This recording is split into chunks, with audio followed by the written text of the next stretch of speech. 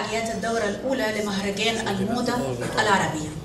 أهلا بحضراتكم وشكرا للقائمين على هذا الحدث وللمنظمين والمشاركين فيه والرعاة.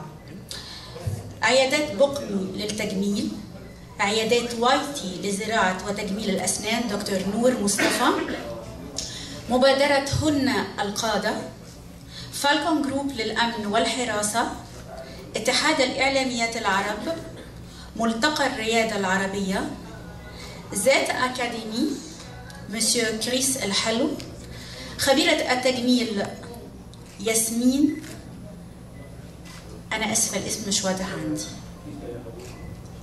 ممكن بس حد طيب هنقول الاسم تاني في النهاية.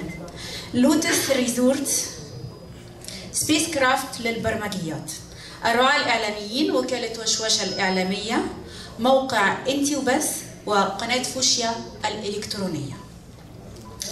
وأيضا وجه التحية للمشاركين، مصممة الأزياء سمية حرب من المملكة العربية السعودية، مصممة الأزياء سعيدة الحميدي من المملكة العربية المغربية، ومن جمهورية مصر العربية مصمم الأزياء عمرو البنا، مصممة الأزياء راغدة هلال، ومصممة الأزياء إيناس علي.